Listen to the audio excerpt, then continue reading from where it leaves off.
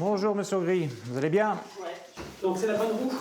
Des allées et venues des dents, c'est désormais ce qui rythme les journées de Pascal. Depuis son accident du travail en 2013, cet ancien agent de maintenance a perdu l'usage de ses jambes.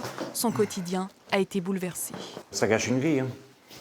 On n'a plus, de loisirs, il n'y a plus de sorties, il n'y a plus rien, quoi.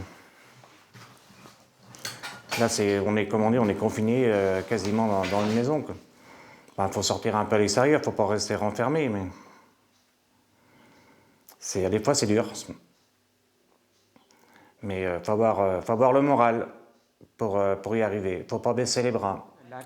Déclaré en invalidité à 100% par la médecine du travail, Pascal a perdu son emploi, sa vie sociale a été mise entre parenthèses et toutes les sorties sont devenues pour lui compliquées. Un truc tout bête, c'est aller faire ses courses dans les grandes surfaces. On ne peut pas pousser le fauteuil et le caddie et attraper tous les produits dans les rayons. Et tout redéballer en arrivant à la caisse. Et recharger dans la voiture et décharger le retour, c'est énorme. C'est là que c'est arrivé. À l'époque, âgé de 44 ans, Pascal effectuait la maintenance d'un condenseur de froid lorsque le drame s'est produit. Il fait une chute de 4 mètres, liée selon lui à des manquements sécuritaires de la part de son employeur. Moi, ça m'est arrivé sur les condenseurs, mais ça peut très bien arriver sur d'autres postes de travail. On est que du numéro là-dedans, dans les grosses entreprises. Votre mari est entre les mains de la justice, vous n'avez plus aucun pouvoir. Des mesures sécuritaires insuffisantes, c'est également ce que dénonce celle que nous appellerons Léa. Son mari est décédé dans un accident du travail il y a plusieurs années. Il est parti comme d'habitude à midi et demi et mais il n'est jamais rentré à la maison, on ne l'a jamais revu. L'avocat m'a dit que je devais retenir une seule chose, c'est que par négligence, s'il n'y avait eu aucun manquement de sécurité, mon mari serait toujours là. Aujourd'hui encore, les circonstances exactes de l'accident de son mari demeurent inconnues. Après un premier procès devant le tribunal correctionnel, elle continue son combat pour sensibiliser les employeurs. Si on peut faire prendre conscience aux employeurs qu'ils doivent prendre soin de leurs salariés, les protéger, parce que sans leurs salariés, il ne serait rien.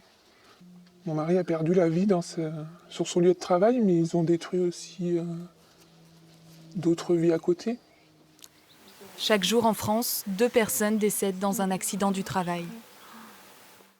Bonsoir Laurent Briot. Bonsoir. Vous êtes juriste, secrétaire général de l'Association des accidentés de la vie dans les Deux-Sèvres. Alors vous accompagnez des victimes dans leur combat judiciaire notamment. Combien de cas vous traitez, vous suivez chaque année? Alors chaque année, on a en gros 300 nouveaux cas qui viennent se rajouter à la totalité des dossiers qui sont en cours, donc les années précédentes, ce qui fait effectivement une charge de travail relativement importante, beaucoup trop, puisqu'effectivement, s'il y avait beaucoup moins d'accidents, on aurait beaucoup moins de dossiers à traiter. 300 nouveaux cas à l'échelle d'un seul département? À l'échelle d'un seul département, les Deux-Sèvres. Alors les risques sont de quel type? Physique, psychologique aussi?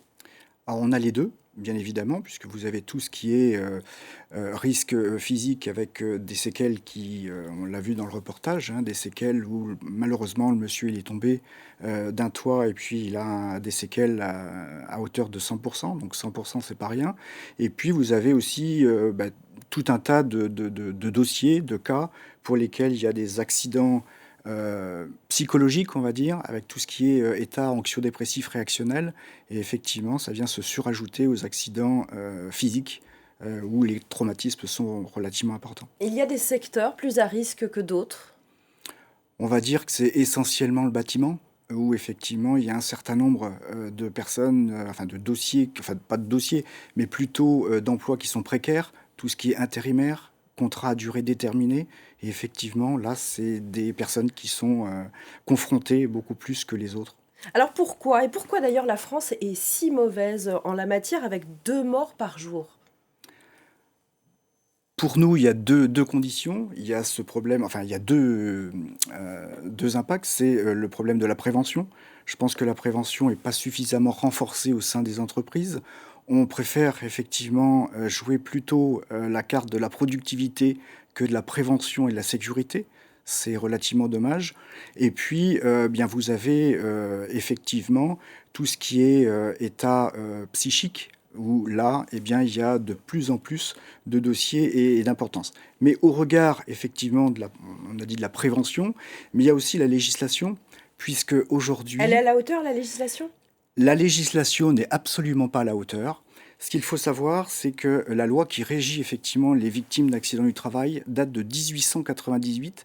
Cette loi est jugée obsolète. C'est les seules victimes de dommages corporels qui sont indemnisées forfaitairement, et donc elles ne sont pas indemnisées de la totalité des préjudices, contrairement à d'autres victimes. Cela veut dire que pour lutter contre ce fléau, il faut que la loi évolue, que les textes évoluent. Il faut que les textes évoluent. Alors on espère, on est sur le chantier qui existe depuis des dizaines d'années.